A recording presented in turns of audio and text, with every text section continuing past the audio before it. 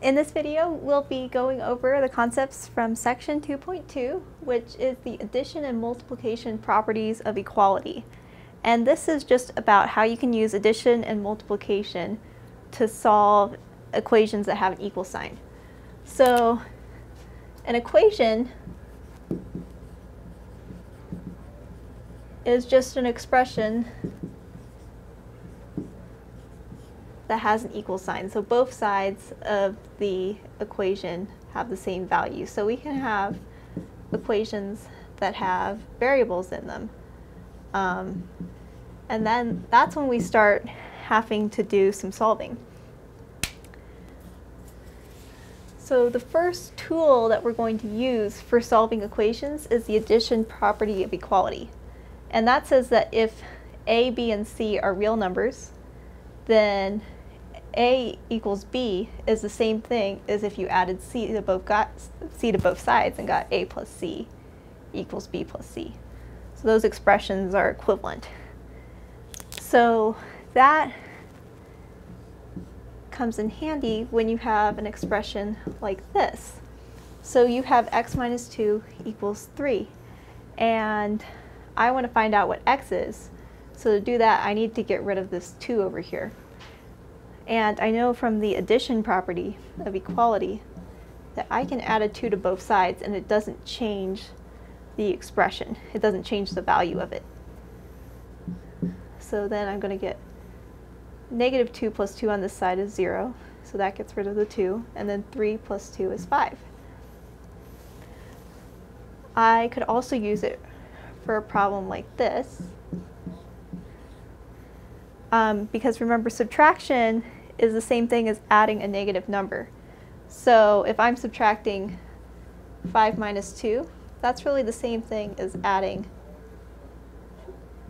a negative 2 to 5. They both equal 3. So here I'm going to use that same property and subtract the 7 from both sides. Get rid of the 7 over here and be left with a 6 on that side. So that is the addition property of equality. The next property is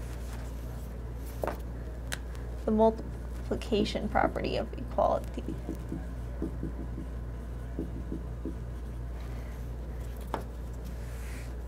So this has same requirements, except that we also can't have c equals 0. So what this is saying is that if I have an equation a equals b, I can multiply both sides by a non-zero number, c, and the equations are equivalent. So I'm going to use that in a few examples.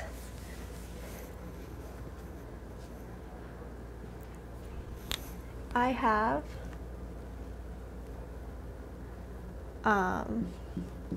1/2 x equals 4. I'm going to find something that I can multiply by this that will just leave me with x. So what I'm going to want to do is multiply by the reciprocal of 1/2, which is 2. So 2 times 1/2 equals 1. I have to do it to the other side. And so then this is going to equal x, and the other side will equal 8. I can do the same thing with a whole number. If the reciprocal of 1/2 is 2, then the reciprocal of 2 is 1/2. So I am multiplying both sides by 1/2. That's going to make that 1x, and 6 times 1/2 is 3. You could also think of this as dividing by 2. It's the exact same concept.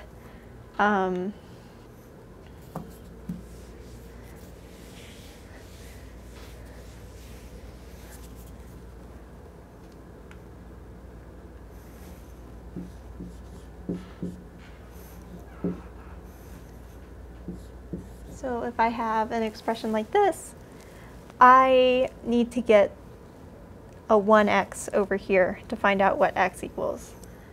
I could multiply by the reciprocal of -3, which is -1/3, but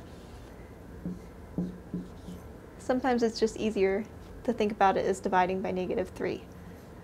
So I'm going to do x over here, and then 12 divided by -3 is -4. Now, the last concept that we're going to talk about is combining like terms. So what if I have more than one term that has an x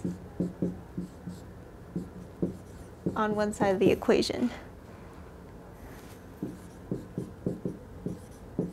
Or what if I have more than one constant, which are the numbers that don't have an x? What I'm going to do is I will group all of the ones that have x's together and all of the constants that don't have x's together. And then I can add the x's, so that will be 5x. And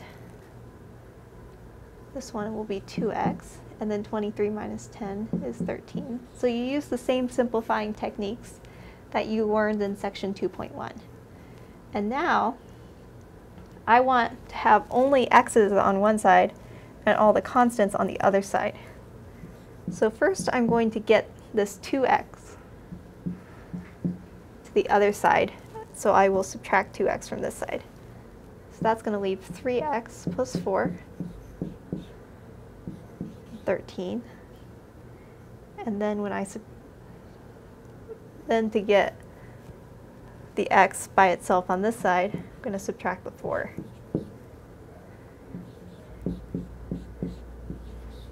And finally, I can divide by 3 on both sides to get x equals 3.